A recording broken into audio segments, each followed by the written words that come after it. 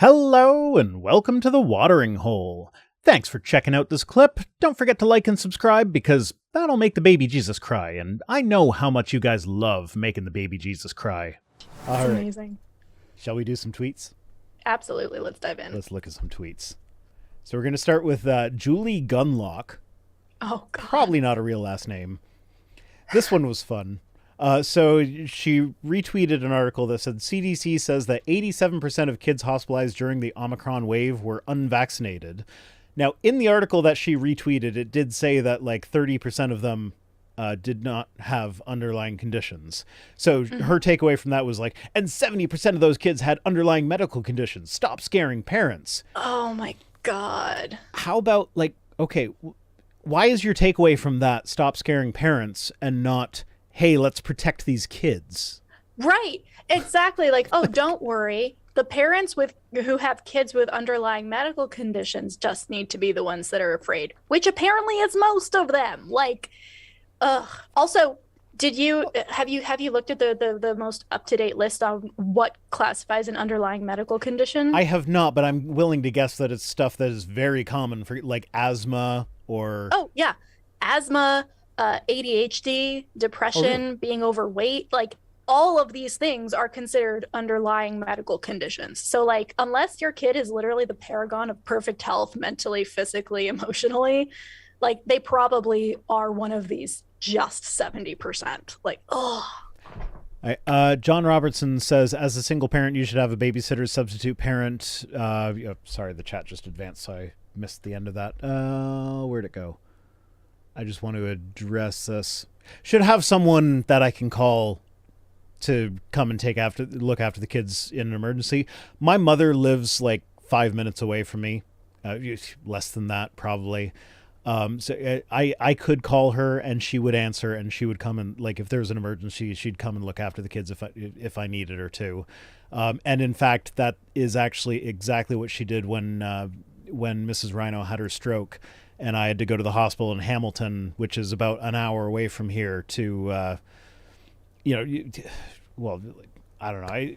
Realistically, it would have been better for me to stay home. But in the moment, that wasn't what I was thinking. I was thinking I need to be with my wife, even though she was brain dead by the time she got to the hospital. But she immediately, like, no questions asked, like, I need to bring the kids to your house. They're staying there for the night. Yeah. So I do have that. They are... Like she is very close here. And even if she wasn't, like, my dad lives about a half hour away. If there was an emergency, he would drop everything to come and help. That's awesome. I have great parents. Like, yeah, I know my mother doesn't know about my YouTube channel or whatever. And I mentioned earlier that she'd probably hate that I mentioned her on it or whatever. She's an amazing mother. I love her. And she's great. She's a great grandmother. And so I do have a really good support network here. Sorry, I'm kind of tearing up now. Oh, that is okay. Good support networks are hard to come by, but I totally get probably would dislike the YouTube stuff, but still a good person. Yeah, I just wanted to put it out there. Like, I'm not endangering my kids by being slightly buzzed. Oh yeah, that's the underlying point here. So the main takeaway from this tweet is you should not be stop scaring parents. It should be support kids with underlying medical conditions that lots of kids have. Oh my God. How is this? How? Okay. What's next? Let's move on to something less infuriating, like Matt Gaetz. He's not infuriating at all, right? Not even a little bit. Oh, God. Okay, so he says Libs of TikTok is a terrific account. So my first thought with that, so I don't really know who the Libs of TikTok are. I don't see a lot of their tweets. I've seen the occasional thing. It's just like, I don't know, whatever. Yeah. Apparently they got doxxed recently. Yeah. Which I don't support doxing. If someone's trying to stay anonymous online, let them stay anonymous online. But if they are doing damage, then like take down the accounts they're doing damage from. Yeah. But they should still remain anonymous if they're trying to stay anonymous. Like, that's my position. Yeah, the background of this, from my understanding, and I think this is something that just broke like yesterday or today, so like not very much a developing story, but essentially this anonymous woman is running this account that actually is just a account that doxes other people.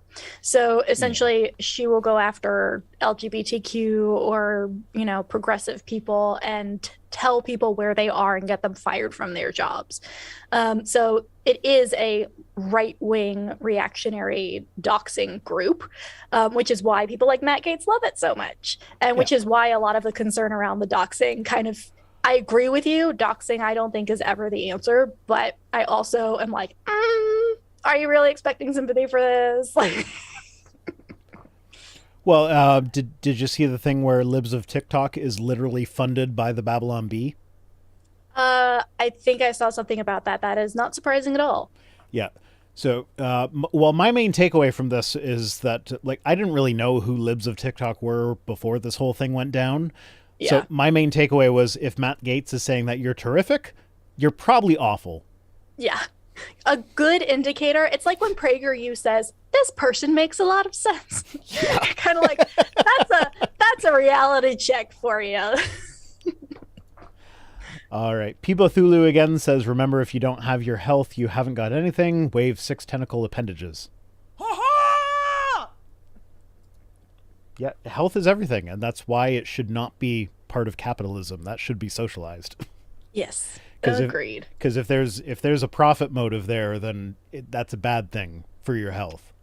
Also, though, like, it doesn't make sense in any kind of long-term format in capitalism to not care about public health. Like, if you want to make money and employ people, those people have to be able to work. And, like, I don't understand the long game of what's happening right now, but... Okay, Robert Monreal says the Libs of TikTok didn't get doxxed. They had their name revealed.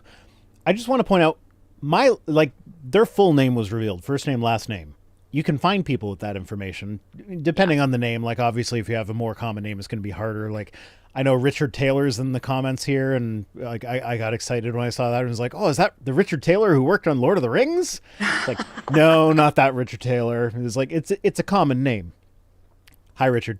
I'm pretty sure I saw him in the chat earlier. But like, I would consider, if someone got a hold of my full name and released my full name, I would consider that to be a doxing, because I have not made that public information. And for me, it's not about me. It's more protecting my kids. Because if you know my daughter's on a podcast with me, you know her first name's Lily. And if you know her last name, if you Google her with my last name, you'll find information on her. Mm-hmm. It's not hard to find. So if my last name gets revealed, that puts my kids at risk. So if they were keeping their name a secret, they might have a good reason for that. Now, apparently they do a lot of doxing. That doesn't make doxing them okay. Right. But they should not be doing their doxing. Yeah, it's also complicated by the fact that I believe that she is an Orthodox Jewish person, which does open her up now to a lot of anti-Semitism specifically. So it's like, there are layers. Yeah. Using the tactics that bad people use against the bad people makes you a bad person. Damn, tweet that. So my kids had never heard the song 1 Week by the Bare Naked Ladies until today. Is like, I don't know, I just had it stuck in my head, so I played it for them or whatever. And then as I was singing it, I mentioned that, like, this is one of those songs where it's like you just say the first words and everybody knows what you're talking about. Or no. So what happened was, like, after that happened, like after I played the song for them, the next song that came up was Smash Mouth All Star. Oh my gosh. I stopped it at the first syllable, like the hey. No, it's how does it start? I can't think of it now, but like I stopped it at the first syllable and my kids kept singing it. And I was like, you know what? It makes sense that they played that song after 1 Week, because 1 Week is one of those songs where, like, if I tweet out right now, it's Bean, within minutes, I will have someone reply with the rest of the lyrics for that song. Yep. And and my kids were like, okay, well, do it then. So I did. And within seconds, somebody retweeted me with, like, the lyrics to my 1 week. It's like, gosh. see, I told you. Yep. It's just one of those things. It's been 1 week since you looked at me. I don't know the words. He sings too fast. I can't get... So now we get to Congresswoman Debbie Lesko. I hate my life. I hate that this is a thing that we have to read online. I just love this, though. Border Patrol agents have apprehended more than 1 billion migrants at our southern border in just 6 months. President Biden's open border policies are fueling this crisis. Okay. Now, in fairness, she did tweet this with a link to an article that had the right number. It's at like 1 million. It's not 1 billion. She got it wrong by a couple orders of magnitude. An order of magnitude, yes. No, 3 orders of magnitude.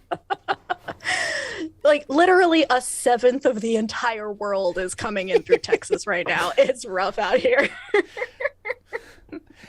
Now, orders of magnitude screw me up a lot as well. But usually it's like when I'm doing math with them and it's like 5 times 10 to the 23rd plus 5 times 10 to the 27th, and I'll like mess those zeros up. It's not just typing out the number. Right. Oh my God. I was like, I read this. We got the it's the beginning of that song is somebody. Oh yeah. Yep. So I stopped it at the sum. It didn't even get to the body, and I stopped it, and my kids just kept going with it anyway. Oh my gosh. That's amazing. I looked at this number and I was like, and then I Googled how many people live in Mexico, and it's 129 million. I was like, okay, so legitimately you are saying that everybody who lived in Mexico, in addition to like 800 other million people, are like, what is happening in the southern hemisphere in your head right now? Oh my God. Yeah, well, the thing with this is like, yeah, 1 million people have been apprehended by at the southern border in the last 6 months under the Biden administration. And yeah, these are record numbers or whatever, but like the way I say, like, North American culture has been built on immigration. Why would we be so restrictive on immigrants? Like, does the Statue of Liberty not say, send us your poor, your tired, your huddled masses? Yep. Yeah, I don't, like, there are so many layers of wrong to this. Like, if this was under Trump, this would be lauded as like, look at the crackdown that's happening. This is so great, right? Yeah, it'd be like, oh, Trump got so many people off the border. Right, exactly. And it's being spun around as something bad now, but it actually is bad. Like, ICE got more money under Biden this last budgeting session than it ever did under Trump. Like, it's bad. The kinds of things that Biden was running on are not being fulfilled. In fact, he is making things worse substantially in many areas, which is really sucky. And this is one of those areas, right? So like, it's like, no, you are so wrong on so many levels, but also I agree with you that it is a crisis that Biden is helping perpetuate, but not for the reasons that you think. Like, yeah. So many layers. Yeah, I like the illegal immigration thing is like, isn't the whole American dream is that anyone can come to America and make a better life for themselves? Like, isn't that supposed to be your thing? Right. Branding, people. We need to have a meeting and get our messaging better and more consistent, please. Godseed says, I thought America was founded on genocide and slavery. Yeah, there's that. I mean, that too. Actually, yes. Let's be fair. Canada as well. Like, Canada was doing the cultural genocide thing up until 1996. Like, fuck, 1996. Yeah. Like, I was 10 years old in 96. Like, God, that's not something that happened in the distant past 1800s shit. Like, oh, fuck. Wow, we're actually a lot closer in age than I thought we were. Cool. If you don't mind me asking, how old are you? I'm 28. I'll be 29 in a couple months, but I will have been 4 in 1996. Oh, Neil says hi. Neil, the 604 atheist. Hello, Neil. He's Long excited time because I no just see, gave him a man. wrench. All right. Oh, yeah. Godless Granny's on the channel. Godless Granny's in the chat. Just thought Godless Granny knitted me this this lovely scarf with the That is Vice Rhino logo amazing. on it. Oh, It's fantastic. makes me so happy. I love it. That's awesome. And also, this is one of the benefits for my patrons is they get a little 3D printed thingamajig. Let's see. Nice. Focus. There we go.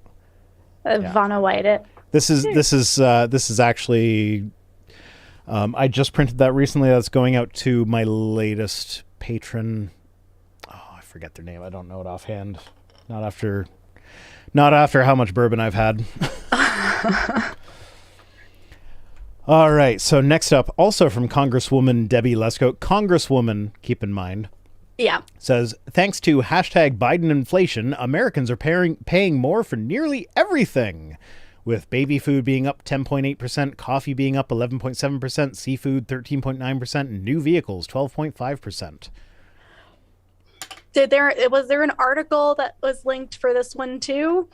No, but we did read an article earlier about how inflation is like linked to corporate profits. Yeah, I'm sorry. Debbie has renounced any authority when it comes to numbering.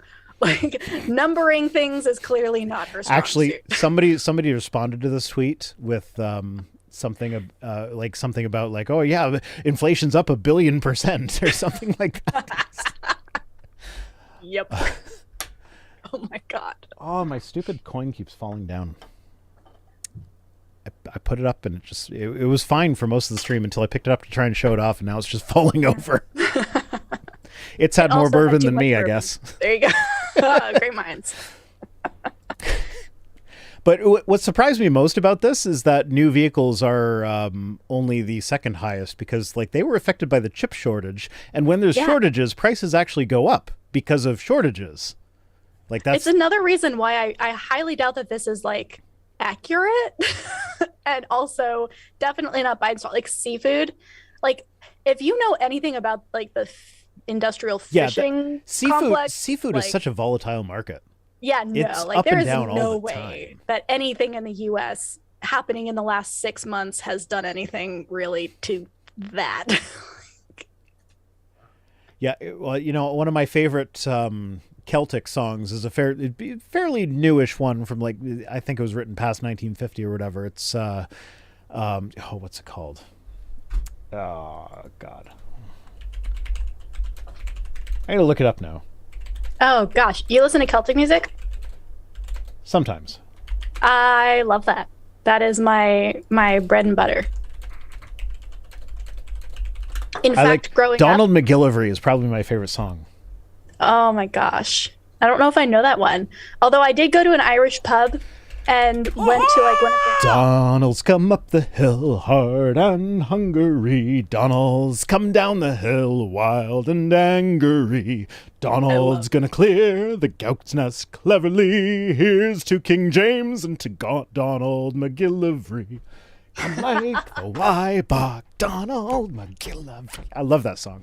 who sings it? Wolfstone. Well, obviously not the original ones, but No Tie-Ups is the song that I was thinking of earlier. That's fishermen, don't put your boats out to sea. There's a storm on the rise.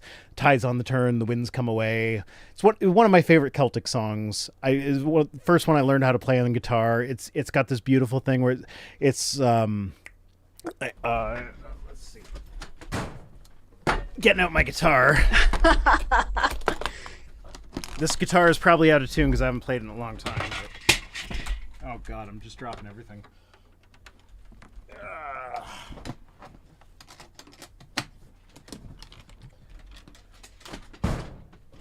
Oh, you can just hear me smashing everything around. Oh yeah, he's completely out of tune, but it's like got the E where like you're not down at the base here, you're like up at the in the middle of the neck. Yeah. And it's like you change which version of the E you're playing on it. It's just it's a lovely song, and I love it. And it kind of fills my niche. There's a worship song that I used to play as part of the worship team that had the same kind of thing going on. And it's like, okay, well, that replaces my need for that. Yes. Oh, it's absolutely. There is a chord progression, and the two places that it is most common in are contemporary Christian music and also Celtic music. Yeah. So yeah, now I've dropped the thing that I used to use to tell my headphone cable where to go. So just destroyed my office just by getting out my guitar. We love it. We love it. But yeah, No Tie-Ups by Wolfstone it's a beautiful song, and I'm looking it up. It's on my to listen list for sure. Yeah, and I've got this, like, I've done some variations on the intro that they do that I have fun with playing. Like, I'm not an expert guitar player by any stretch of the imagination. I'm not great at improvising or whatever, but like, I have fun with that one. It's a good song. Godless Blessing says Biden can seize Russian cash in U.S. Harvard law professor says. I don't think that quite works. No. Anyway, now we get on to David Silverman. Oh my God. I had some fun with this one today.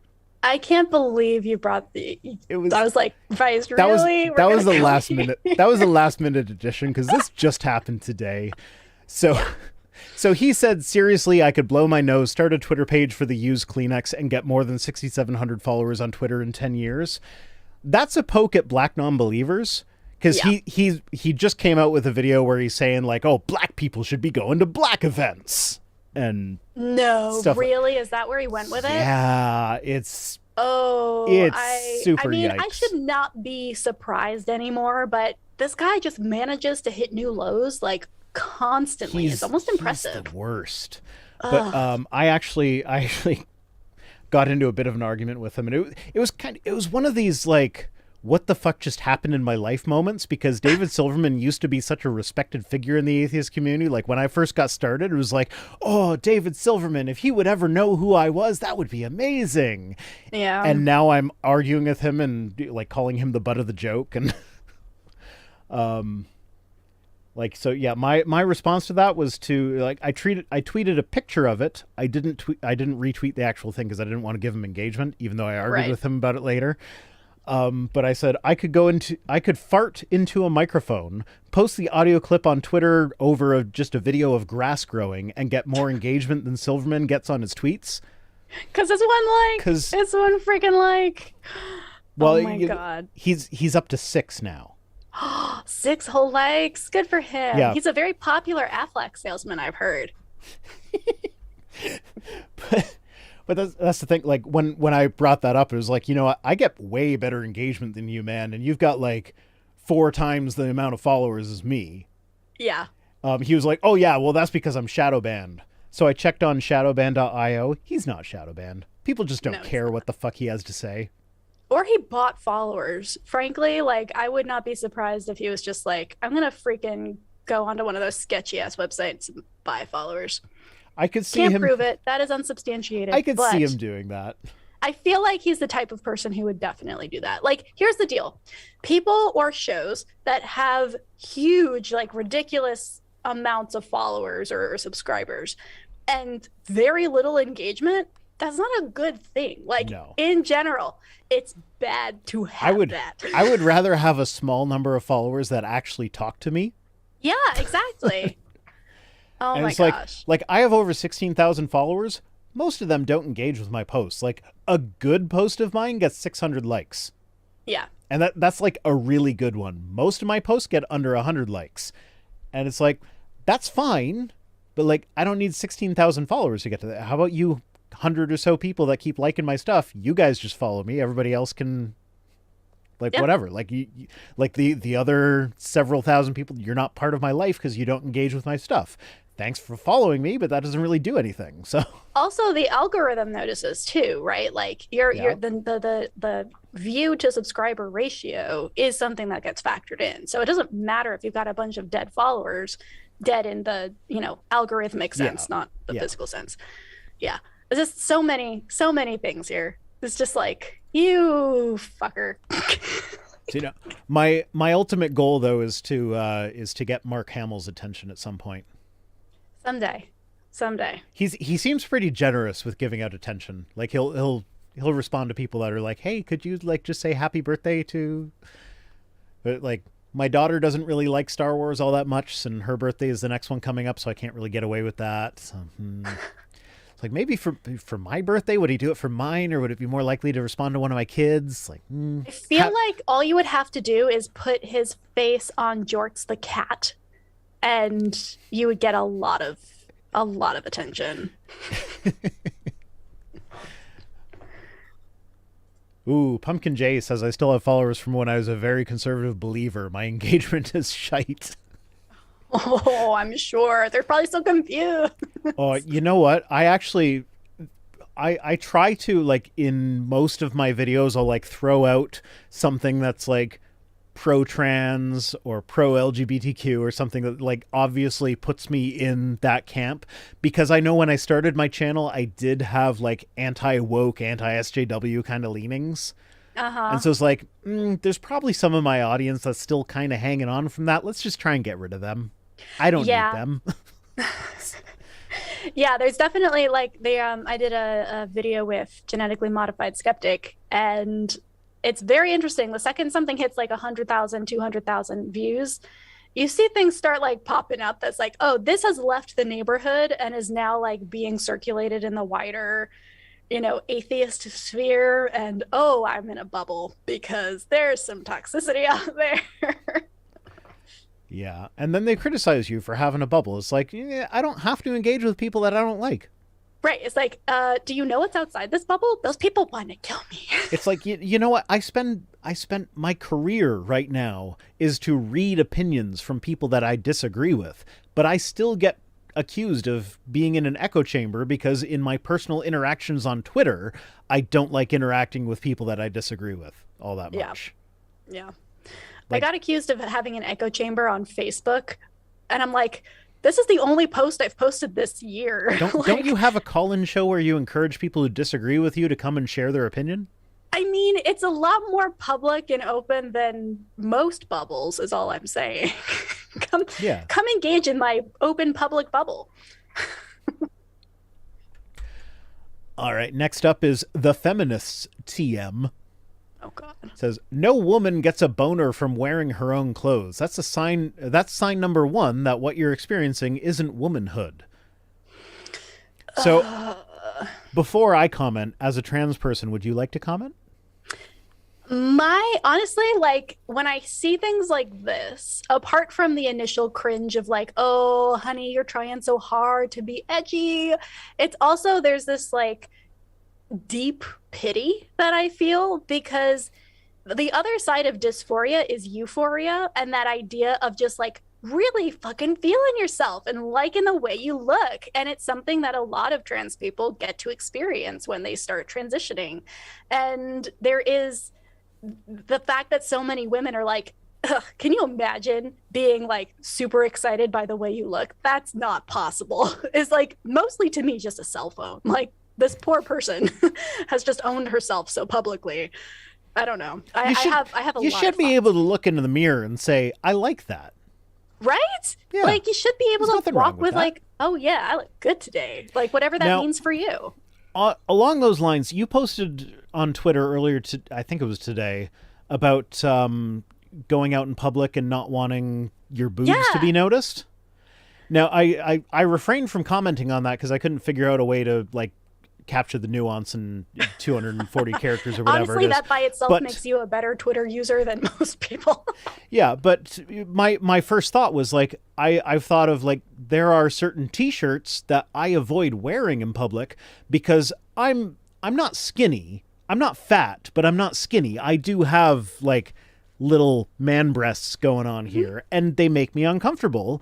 And when I'm out in public in a shirt that kind of like shows them off, like if I'm wearing a jacket, I'll keep the jacket closed around them, like it makes me uncomfortable. And I'm like, well, like you're a trans masculine person, and that's what you're experiencing. That's what I'm experiencing as a cis masculine person. Yeah. So is that not a validating thing? Like saying that like maybe this whole trans thing is real? Yeah, it's like it's not that shocking to like dig into it and be like, "Oh, wait, we all have parts of our body that we dislike about ourselves, like most people." And there are people who the differentiator is like, while most people will be like, "Oh, yeah, man, I totally get that. I also do that." For you, the social pressure is, but like those are great and like you should show them off and I should be able to look at them and comment on them, like, and that is really that social dysphoria element to it, where it's like, this is not a socially acceptable way of disliking your body.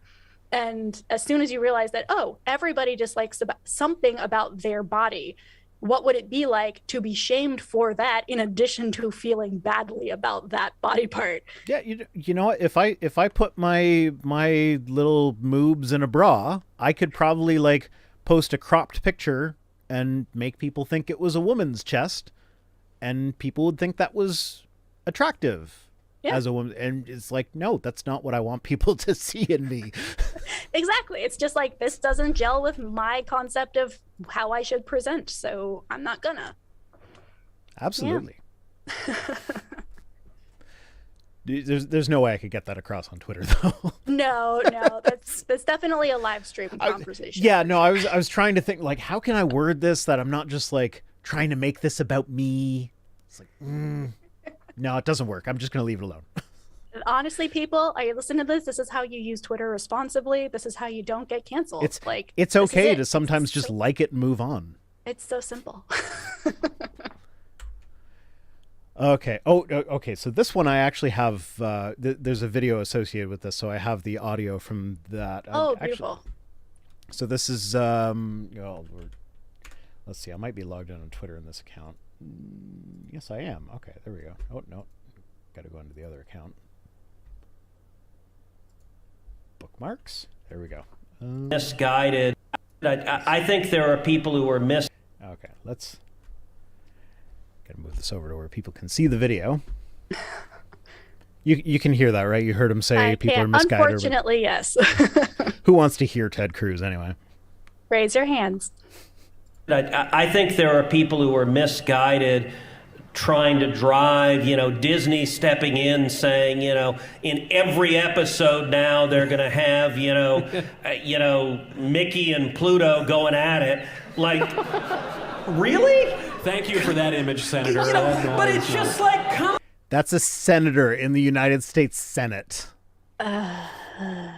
And you wonder why the U.S. is so screwed, just so deeply. Okay, to be fair, he is Canadian origin. I will never forgive you for him. He's from Alberta. Yeah, Canadians export their biggest. We don't want to keep them here, so we send them elsewhere. Oh my gosh. Because he's not the only, like Jordan Peterson is ours. Like, how did he even... Yeah, Jordan Peterson too. You guys have a lot to answer for sure. I think Lauren Chen is Canadian as well. I'm not sure. Oh my goodness. Next you're going to say Andy No is Canadian, and then I'm going to have to just rage quit this live stream. Andy No Canadian? Andy No. He's American. Okay. That one's on you. There's more of the video though. I don't know if it gets. Come on, guys! Like these are kids, and you can always shift to Cinemax if you want that. Like why do you have? Okay, so what he's getting at is like exposing people to the fact that gay people exist is only for adults. Right. Exactly. Yeah. This idea that like, okay, so like again, very similar to the last tweet where it's like, oh, honey, do you not like the way, like, have you never experienced what it's like to really love the way you look? It's very similar. It's like, I feel very sorry for people who treat their sexuality as a synonym for sex, because they are probably very horrible to be partners with, like there's this concept of, okay, well, you're just going to say that sexuality equals sex. What does that mean for heterosexuality? How are you interpreting that in your own relationships? Because if it's just who you're screwing. They don't even see that heterosexuality ties in the same way as homosexuality. They just don't see it. And I don't understand how they don't see it. It's like, even when I was a Christian, like I like there were people that I knew that were gay. That was like, I know this person's gay. I can separate that out from the rest of their life. Just like I don't think about the straight people having straight sex. I don't need to think about the gay guy having gay sex. Exactly. How are you going to get up on a stage as a pastor and be like, my hot wife, and be like, oh, but nobody's picturing us having sex? Okay, so with regards to the trans conversation, I know the space in between trans and woman or man is very important. The space in between hot and wife is also very important, because a hot wife with no space is a different thing from a hot wife with a space. I like it. That's very true. Oh my God. Yeah, this is, and also like Mickey and Pluto, like you have a very specific, like, okay, we could be generous here. They have porn of that. He can just go watch that if he wants. That's the thing. Like, I'm like, you can shift to Cinemax. Cool. Have you done that? Because it seems like you know what's on there. You know also, what? Like, so, you know the new DuckTales show? Yeah. The reason I started watching that is because 1 Million Moms got a hold of the fact that there's a gay couple in it. And they were like, oh, we got to cancel Disney because there's a gay couple. Oh, I was like, gosh. That sounds fantastic. I'm going to watch it. And of course, they did the Disney thing where it's like, yeah, there's a gay couple, but it's a blink and you'll miss it kind of moment. Right. And I'm like, I'm pretty sure I watched that. I don't remember a gay couple. Oh, there's like one of Webby's friends, not Lita, the other one. I forget her name. Oh, okay. But her when she's at one of the Junior Woodchuck things, her two dads are there, and one of them, like, they both have shirts on that say "I'm with Dad," and they point to each other, and it's like blink and you'll miss it, and they never show them again. It's just a one episode for like half a second. I have so many feelings. What's fantastic about this is that 1 Million Moms, when they canceled Disney for that, they completely missed that later on in the same season, Donald Duck, when he there's an episode where they transform into mermaids or whatever. They design their own mermaid tails. His mermaid tail is in the colors of the trans flag. And if you look it up, canonically, Donald Duck is trans. Yep. But again, they do it the Disney way, where the way you find that out is by looking up interviews with directors and crap. They don't just come out and say it in the show because they have to be able to censor it for China. Exactly. Because, oh my gosh. Disney. For everybody watching who wants actual queer love and not queer baiting, check out Our Flag Means Death on HBO. It's freaking incredible, and there's none of this nonsense. I'll have to look that up at some point. You should. It's Taika Waititi produced it and is starring in it, and it's beautiful and amazing, and I could go on and on forever. But okay, that's all of the tweets, and it's all the tweets. I imagine my daughter usually comes downstairs for emergency cuddles at about 10 o'clock, so she's probably sitting in the living room waiting for me to finish the stream. Aw. So. I think Eric needs some emergency cuddles too. So emergency cuddles are the best. So thank you, V, so much for joining me. Where can people find more of you if they want to? Yeah, if you haven't gotten enough of me yet, I am live on YouTube every Sunday at 11:30 a.m. Central. We do a show, me and my partner Eric Murphy, called Skeptic Generation, where we talk to people often about the same kinds of things that we talked about today. Just they'll call in and they'll share their deeply held beliefs, what they believe and why, and we kind of have arguments about it, and it's fun and interesting, and there are terrible trolls the whole time, so lots of chaos. All right. Well, thank you so much for joining me. I just have to find my window where. I did a Google search in the window that's supposed to be my thing. Somebody sent me a super chat. Oh, I'm so glad I did the super chats live because YouTube lost them again. Oh no! And I'm not seeing the last one that came up. That might have been through Streamlabs. So let's. Or Stream Elements, not Streamlabs. Streamlabs is garbage. Don't use them.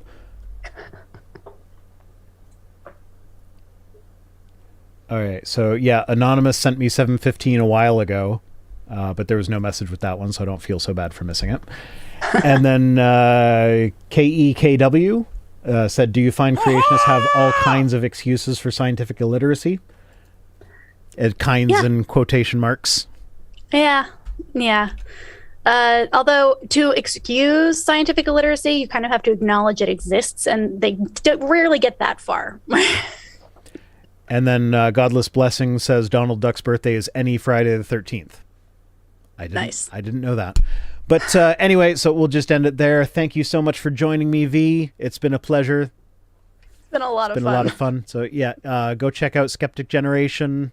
Link is in the description, and I think you can just click like there's an @ thing in the title. I think you can just click on that and it'll take you there. YouTube's mysterious ways.